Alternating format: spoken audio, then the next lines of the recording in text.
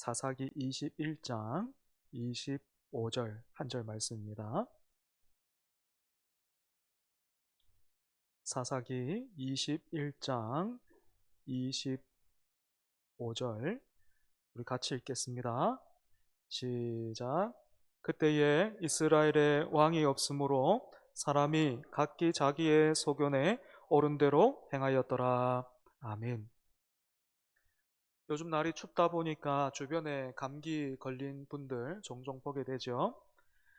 그런데 느끼시는 것처럼 이 감기가 예전보다 갈수록 더 독해지는 것 같아요. 그래서 한번 감기에 걸리면 고생 이렇게 많이 하시는 분들 보게 됩니다. 그런데 갈수록 심해지는 이 감기만큼이나 교회도 시간이 갈수록 몸살을 앓고 있는 것을 우리가 봅니다. 이유를, 원인을 한번 돌아보고 생각해 보면 대부분의 경우 사람이 원인이 되고 있다는 것, 그 중에서도 직분자들이 참 안타깝게도 많은 경우 이유가 되고 있죠. 그죠? 교회를 잘 모르는 분들은 이렇게 생각할 수 있습니다. 이제 교회 또 신앙생활 처음 시작한 초신자들이 뭔가 이렇게 잘 몰라서 또 오해해서 잘못 생각해서 교회를 힘들게 할 수 있지 않겠는가 그렇게 생각하지만 그런 경우가 아예 없다 이렇게 말할 수는 없어도 상대적으로는 드물죠. 이제 초신자들이 교회에 어려움을 끼치는 경우는 상대적으로 드뭅니다. 교회가 몸살을 앓고 상처를 받고 심한 경우에는 교회가 이렇게 문을 닫게 되는 그런 비극은 대부분 저 같은 목회자를 포함한 직분자들로 인해서 생깁니다. 여러분은 잘 모르실 수도 있는데 사실 이번 한 주간 교계, 그러니까 목회자들 그 사이에서는 이번 한 주가요. 그러니까 지난 한 주죠. 지난 주가 대단히 좀 술렁거렸습니다. 저뿐만 아니고 많은 목회자들이 존경하고 또 본받으려고 했던 한 원로 목사님이 교회에 40억을 요구하는 일이 있었습니다. 배경은 이래요. 이 원로 목사님이 워낙에 설교로 유명하셔가지고 교회의 후임을 이대 목사님을 모시려고 하는데 이 전임 목사님이 이 후광이 워낙에 대단하다 보니까 후임자가 안 구해지는 거예요. 오려고 하는 사람이 없었습니다. 그래서 이 목사님과 함께 오랜 시간 동안 동역했던 한 분이 이제 이대 담임 목사님으로 그 교회에 부임을 했는데 이 원로 목사님하고 이제 이대 목사님하고 관계가 그만 틀어져 버린 거예요. 그래서 지금까지 취재된 내용에 따르면 이 원로 목사님이 이대 목사님을 내보내려고 이런저런 시도를 했지만 그게 뜻대로 되지 않자 그 원로 목사님 아들이 그 교회의 부목사로 사역을 하고 있었는데 이 원로 목사님이 이렇게 말한 거죠. 이제 보니까 그 나와 함께 하려는 그 뜻보다 이대 목사님하고 같이 계속 교회를 할 것처럼 그렇게 보이니까 나는 그만 아들과 개척하겠다. 나는 아들과 함께 나가겠다. 그러니 교회에서 지원을 해달라. 그렇게 한 겁니다.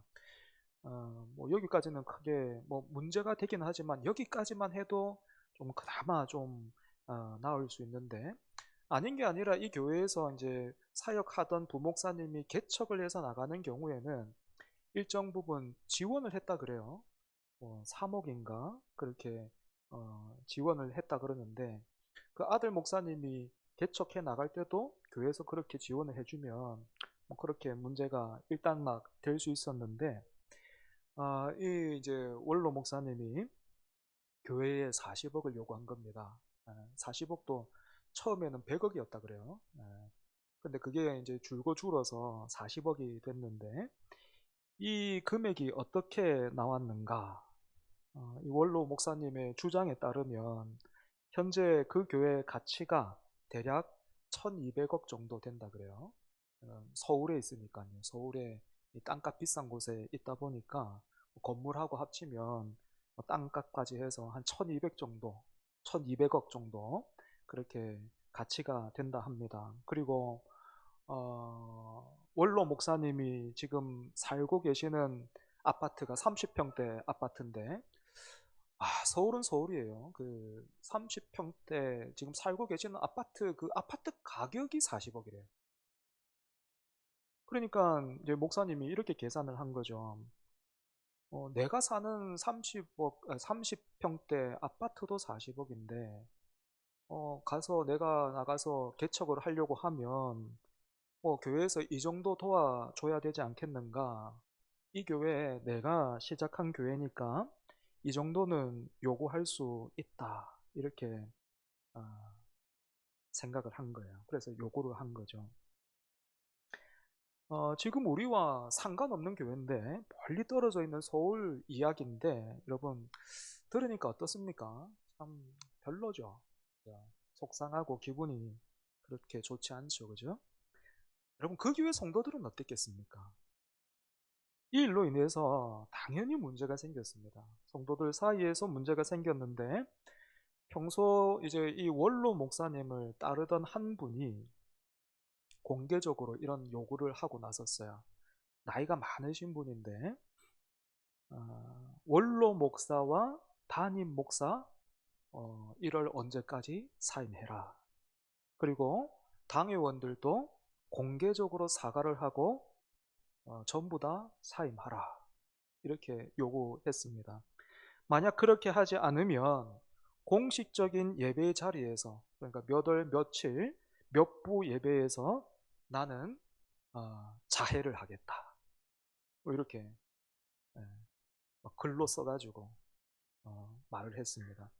표면적으로만 보면 참 과격하기는 해도 일어난 일들에 대한 의분으로 이분이 이런 요구를 하고 있는 것 같지만 이게 또 실상은 그렇지가 않더라고요. 원로 목사님 또 담임 목사님 사임을 하고 나면 이제 원로 목사님의 아들 목사를 중심으로 해서 교회를 세워보고자 하는 의도가 있다. 그렇게 알려져 있습니다. 이처럼 여러분, 교회를 세워가다 보면 이런저런 어려움 만납니다. 재정적인 어려움이 있을 수도 있고요. 공간과 장소로 인한 어려움도 있을 수 있습니다. 하지만 교회를 제일 큰 수렁에 빠뜨리고 고통스럽게 하는 것은 대부분의 사람, 그것도 직분자들로 인해서 일어납니다. 집사와 권사, 그리고 장로, 심지어 목사라는 직분까지 받은 사람들이 왜 이런 일의 원인이 되고 있을까요? 직분에 대한 이해가 왜곡되어 있기 때문입니다. 오늘 우리가 읽은 본문은 사사기의 주제 선구죠. 그죠? 사사기는 이스라엘 역사에서 가장 그 어두운 영적인 암흑기를 다루고 있는 책이잖아요. 약속의 땅에 들어온 백성들이 어째서 이런 암흑기를 맞았습니까? 각자 자기 소견에 옳은 대로 행했기 때문입니다. 마찬가지로 직분에 대한 이해 역시 교회에서 말씀을 통해 바르게 배우지 않으면 또 배운 게 전부가 아니고요. 배운 대로 살려고 부단히 애를 쓰고 계속해서 자기를 점검하지 않으면 반드시 예외가 없는 것 같아요. 자기 소견에 옳은 대로 이해하고 행동하기 마련입니다. 그렇다면 여러분, 오늘 우리는 직분에 대해서 얼마나 이해하고 있을까요? 어떤 교회에서 유치부 아이에게 이렇게 물어봤습니다. 장로님은 뭐 하시는 분이야? 이렇게 그 유치부 아이에게 물어봤습니다. 그랬더니 아이가 생각하더니 악수하는 사람이요. 이렇게 대답을 했다 그래요. 아마도 이 아이는 예배 마치고 나서 장로님들이 그 교우들과 같이 악수하고 있는 그 모습을 눈여겨봤던 것 같아요. 이번에는 규모가 제법 큰 교회에서 섬기다가 은퇴하신 장로님께 장로가 교회에서 감당해야 하는 가장 중요한 일은 무엇이라고 생각하십니까? 이렇게 여쭤봤습니다. 그러자 장로님이 한참 동안 고민하시다가 아유 갑자기 그렇게 물어보니까 생각이 잘 안 나네요. 목사님이 좀 가르쳐 주세요. 이렇게 대답하셨다 그래요. 이번에는 30년 동안 목회하다가 은퇴하신 목사님께도 같은 질문을 던졌습니다. 그러자 이 목사님은 이제 질문을 듣자마자 이렇게 답을 하셨다 합니다. 좋은 장로가 따로 있습니까? 그저 목사가 하자는 대로 잘 따르고 협력하면 그 사람이 좋은 장로죠. 여러분 정말 그렇습니까? 장로님들 중에서 이 목사님의 말에 동의하실 분이 얼마나 될까요? 현실이 이럼에도 불구하고 직분자 교육은 여전히 잘 이루어지지 않고 있습니다. 물론 직분자 교육이 전혀 없는가 하면 그렇지는 않습니다. 그런데 직분자 교육이 어떻게 이루어지고 있는가 하면요. 주로 선배 장로님들이 후배 장로를 교육시키고요. 선배 목사님들이 후배들을 교육시키는 그런 상황으로 흘러가고 있습니다. 그러니까 이게 어떤 일이 일어납니까?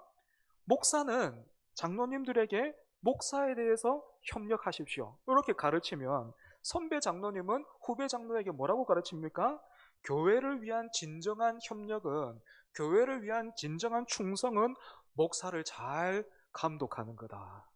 목사를 잘 견제하는 거다. 선배 장로님은 후배 장로들에게 그렇게 가르쳐요. 선배 목사님들도 후배들에게 장로님들과 잘 협력하고 장로님들을 섬기라 뭐 이렇게 말하기보다는 어떻게 하면 장로님들로부터 책 잡히지 않을 수 있는가 뭐 그런 방법을 전수해 줘요. 그야말로 자기 소견에 옳은 대로 하고 있는 거죠. 저 역시도요, 뭐, 이런 직분자 교육을 제가 다른 교회에서 담임을 해보지가 않아가지고, 저도 처음 하는 거예요. 직분자 교육 처음 하는 거예요. 처음 해보는 거라서 저도 여러분들과 같이 배워가야 할 입장인데, 그렇다면 무슨 일부터 우리가 한번 시작해보면 좋겠습니까? 먼저는 왜곡된 직분관부터 우리가 좀 교정해야 합니다. 우리 안에 나도 모르는 사이에 이렇게 좀 왜곡되어 있는 직분과 관련해서요. 그런 생각들 좀 우리가 바꿔야 한다는 거죠. 그 중에 첫 번째는 교회의 직분을 훈장이나 벼슬처럼 생각하는 겁니다.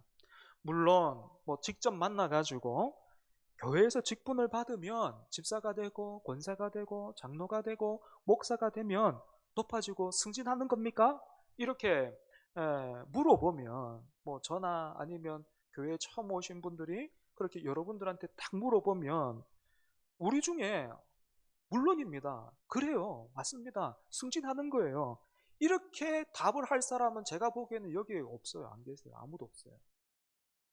하지만 교회 밖에서 보는 시선과 또 초신자들은 교회의 직분을 회사의 직급과 비슷하게 느끼는 것 같습니다. 왜 이런 차이가 날까요? 우리는 아니라 그러는데 왜 보는 사람은 그렇게 느낄까요? 우선은 교회 밖에 있는 분들과 초신자들이 교회를 잘 몰라서 그런 오해를 할 수도 있겠죠. 그죠? 하지만 우리가 말로는 아니라고 했는데 실제로 보여주고 있는 모습은 회사와 닮았기 때문일 수도 있습니다. 그렇다면 실제로 우리는 어떤지 한번 점검해 볼까요? 우리가 직분을 오해하고 있기 때문에 던질 수 있는 서로가 할 수 있는 대표적인 질문이 하나 있습니다. 뭔가 하면 아직도 집사야? 이겁니다. 아직도 집사가. 여러분 아직도 집사야 라는 그런 질문에는 이런 왜곡된 이해가 담겨 있어요. 첫 번째로 이 질문에는 교회에 일정 기간 오래 다니면 누구나 장로가 될 수 있다라는 그런 생각이 담겨 있어요. 그래서 교회에 오래 출석했음에도 불구하고 장로가 못 되면, 권사가 못 되면 믿음이 부족하거나 열심히 모자란 것으로 평가하는 거죠. 이러한 이해는 직분이 하나님이 주신 선물이라는 이 가장 기초적인 사실을 모르고 있기 때문에 생기는 것입니다. 이처럼 장로는 또 권사는 노력하면 획득할 수 있는 직분이다라는 생각을 가지고 있는 한 장로직에 대해서, 권사직에 대해서 바르게 이해할 수 없을 것이고, 또 그 직분의 그 마땅한 역할을 교회 안에서 제대로 회복하기에도 불가능하죠. 두 번째로, 아직도 집사야? 라는 질문에는 장로가 또 권사가 집사보다 더 나은 직분이거나 지위가 높다라는 그런 생각이 담겨 있습니다. 그러니까 집사에서 장로가 되면, 또 권사가 되면 승진한 게 되는 거죠. 제가 우리 교회에 부임하고 나서는 지금까지 일꾼 세우는 그 일을 장로님 한 분, 그리고 또 무임 집사님과 무임 권사님을 시무 집사, 시무 권사로 그렇게 세웠습니다. 제가 알기로는 실제로는 어떤지 모르겠습니다. 하지만 제가 알기로는 그 일을 하면서 우리 교회가 그렇게 뭐 술렁거린다든지 뭐 시험에 드는 사람이 있다든지 뭐 그런 일은 없었다고 저는 알고 있습니다. 하지만 여러분, 너무 안타깝게도 교회마다 어떻던가요? 장로님을 세워요. 네. 그 이제 우리 교회도 나중에 공동의회를 통해서 일꾼들 세울 텐데, 교회마다 장로님 세우고 시무집사 세우고 권사 세우는 그 과정을 딱 거치고 나면 그 다음은 대부분 그 교회가 몸살을 앓습니다. 왜 그렇습니까? 이번에는 자기가 뽑힐 줄로 기대하고 또 확신했던 사람들이 그 기대한 것과 다른 어떤 결과를 받아들면 누가 밀어넣은 사람도 없는데 스스로 시험에 빠지고 낙심하게 됩니다. 그러다가 심지어 교회를 떠나는 경우도 종종 있죠. 그죠? 왜 이런 일이 생깁니까? 직분을 받는 일을 승진 시험처럼 생각하기 때문입니다. 그러니까 나는 이번에 승진을 기대했는데 원하는 승진을 못하니까 속상한 거예요. 하지만 여러분, 로마 카톨릭과는 다르게 우리 장로교회에서는 어느 한 직분이 다른 직분에 비해서 더 낫다거나 높다는 그런 개념 자체가 존재하지 않아요. 그럼에도 불구하고 이와 같은 생각이 넓게 퍼져 있는 것은 직분에 대한 이해에 심각한 문제가 있다라는 증거가 되죠. 세 번째로, 장로가 집사보다 더 낮거나 높다고 생각하는 현실적인 이유는 대부분의 장로가 집사 중에서 선출되기 때문에 그렇습니다. 어떤 분은 집사도 제대로 못하는 사람이 어떻게 장로 직분을 감당할 수 있는가 이렇게 말하기도 하고, 그 말이 과히 틀린 말은 아니지만 여러분, 우리 대한예수교 장로회 합동 측 헌법을 보면요, 장로의 자격에 대해서 이렇게 규정하고 있습니다. 우리 합동 측 헌법 제5장 7위 장로 제3조 장로의 자격입니다. 제가 한번 읽어볼게요. 만 35세 이상 된 남자 중 입교인으로 흠없이 5년을 경과하고 상당한 식견과 통솔력이 있으며 디모데전서 3장 1절에서 7절에 해당한 자로 한다. 이렇게 되어 있어요, 헌법에. 참고로 디모데전서 본문에는 책망할 것이 없고 한 아내의 남편이며 절제하며 신중하며 단정하며 자기 집을 잘 다스리는 일, 뭐 이런 내용들을 포함하고 있습니다. 여러분, 이 법만 봐도 어때요? 장로가 집사보다 더 높은 직분이 아니라는 게 분명하죠. 헌법에는 집사 중에서 장로를 뽑아야 된다 이런 말이 없습니다. 물론 그렇다고 해서 현재 집사 중에서 장로를 선출하는 일이 대단히 비성경적이고 잘못됐는가 하면 또 그렇지는 않습니다. 여기에는 현실적인 이유가 있기 때문에 그렇죠. 장로는 교인의 대표로 당회의 회원이 되는 막중한 책임을 지게 됩니다. 그렇다 보니까 이미 시무집사로서 교회의 봉사와 신앙생활이 어느 정도 검증된 사람에게 투표하려는 그런 경향이 당연히 있습니다. 그리고 우리 한국교회 정서상 서리집사에서 안수집사, 안수집사에서 장로로 이어지는 이 과정을 승진의 개념으로 보는 것이 아니고 신앙의 성장과 성숙으로 보는 그런 시선도 있어요.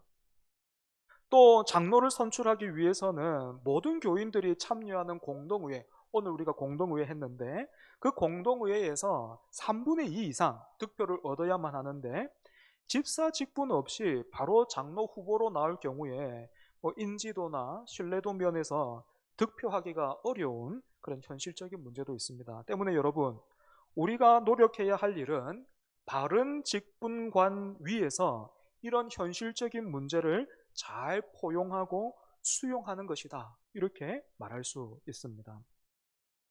여기까지 직분자 교육의 첫걸음을 내딛고 있는 우리가 해야 할 일로 왜곡된 직분관을 짚었다면, 두 번째 생각해 볼 것은 직분이 남발되고 있는 오늘날의 현실입니다.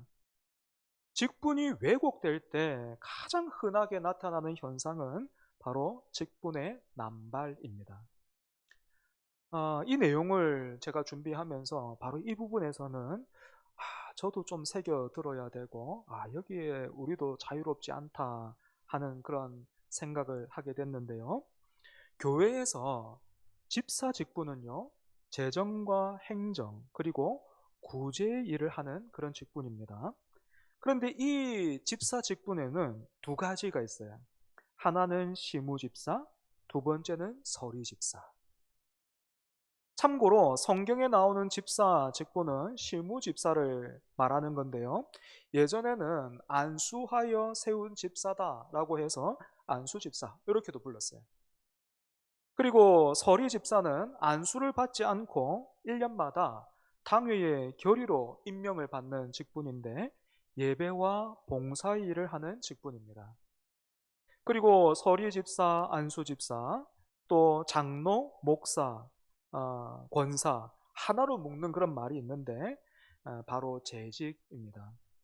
이 재직들의 모임을 재직회라고 하고 재직으로 임명받은 사람은 재직회에서 발언권과 또 의결권이 주어집니다. 그런데 이렇게 중요한 직분이 오늘날 남발되고 있다라는 것입니다. 교회 안에 참 복되고 아름다운 호칭이죠. 서로를 부르는. 우리가 신약 성경만 봐도 사도들이 그 교회에 편지할 때마다 사도 바울이 참 즐겨 사용하는 표현인데, 형제들아 이렇게 부르잖아요, 교회를. 그 형제와 자매라는 그 아름다운 호칭이 사라져 버렸어요. 어느 순간부터 사라졌어요. 제가 어릴 때만 하더라도, 청년 때만 하더라도 누구 자매님, 누구 형제님 이렇게 부를 수 있었는데 어느 순간부터 그게 사라졌어요. 그러니까 그렇게 되고 나니까 지금 서로를 어떻게 불러야 될지를 모르겠는 거예요. 저기요 이렇게 하기도 그렇고, 여기요 이렇게 하기도 그렇고, 그런 상황이 만들어지고 만 것입니다. 이건 우리 교회도 지금 예외가 아닙니다. 함께 고민하면서 직분을 바르게 세워가야 되겠죠. 마지막으로 우리 직분은요, 예배와 분리될 수 없습니다. 직분자에게 있어서 최고로 중요한 일은 승천하신 주님을 대신해서 예배 가운데 성도들을 섬기는 거예요. 직분자에게 있어서 제일 중요한 일이 뭐라고요? 승천하신 주님을 대신해서 예배 가운데 성도들을 섬기는 것입니다. 목사와 장로는 말씀과 성례, 세례와 성찬을 합한 거죠. 말씀과 성례라는 은혜의 수단을 통해서 주님과 성도들을 섬기고, 집사와 권사도 봉사와 구제와 섬김을 통해서 교회와 영혼들을 섬기는 대단히 귀한 직분입니다. 그런데 오늘날 이 섬김의 의무와 책임이 특정한 몇 사람에게만 몰리고 있어요. 저는 매주일마다 우리 장로님들 그리고 집사님들이 그 예배 때 기도하시잖아요. 그죠? 주일 예배 때 기도 잘 준비하셔서 기도하시는데 그 시간이 얼마나 좋은지 몰라요. 준비해 오신 그 기도들이 얼마나 아름다운지, 그리고, 어, 풍성한지, 아멘으로 화답하지 않을 수가 없습니다. 그래서 저는 할 수만 있다면, 수요 예배나 또 오후 시간이나 이런 때 기회가 될 때마다 기도 대표자들을 좀 세우고 싶어요. 권사님들이나 또 할 수만 있다면 집사님들 가나다 순으로 좀 돌아가면서 예, 그렇게 모임할 때 좀 세우고 싶습니다. 그런데 다들 부담스러워요. 다들 부담스러워요. 당연하죠. 당연하죠. 떨리고 부담스럽습니다. 당연합니다. 그런데 여러분, 그런 부담과 떨림이 여러분을 더 깊어지게 하고 성숙하게 만든다면 어떻습니까? 여러분, 직분자는 기본적으로 섬기는 사람입니다. 여기에서 주의해야 할 점이 있는데요. 누구를 섬기는지가 중요합니다. 직분자는 무엇보다 예배 가운데에서 삼위 하나님을 섬기는 사람이에요.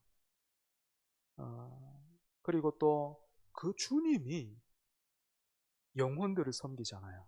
그죠? 그 주님이 제자들의 발을 씻겨주신 것처럼 그렇게 그 주님께서 성도들을 섬기고 돌보시기 때문에 직분자들도 성도들을 섬기는 겁니다. 이런 면에서 목사만 주의 종이 아니고요. 직분자들 모두가 주의 종이에요. 여러분들이 주의 종입니다. 말씀을 정리하겠습니다. 직분은 이렇게 볼 때 높아지는 자리가 아니라 낮아지는 섬김의 자리입니다. 우리 각자가 받은 직분으로 주님을 섬기고 성도들을 섬길 때 교회는 건강해지겠죠. 그지? 자기 소견에 옳은 대로가 아니라 말씀 안에서 이번 기회에 여러분 우리 교회를 바르게 세워가는 바른 직분관으로 바르게 세워가는 그런 좋은 기회 되기를 바랍니다. 아직 구체적인 날짜는 안 나왔어요. 그냥 당회에서 이번 봄 노회 때에 장로 추가 1인 임명을 위해서 노회 허락을 받으려고 준비하고 있는데 여러분 절대로 몸살 앓는 그런 교회 되면 안 되겠죠. 네. 이렇게 공동회의 끝나고 몸살 앓는 그런 교회 되면 안 됩니다.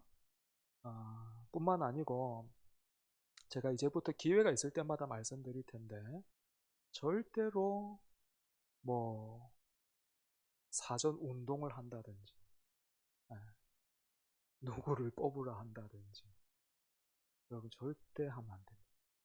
절대 하면 안 됩니다. 예, 뭐 그거는 치리받을 일이에요. 예, 교회가 요즘 치리를 못하고 있지만 여러분 그거 치리받고요. 하나님 앞에서 벌받을 그런 행동입니다. 절대로 누구를 뽑자 또 그렇게 하시지 마시기 바랍니다.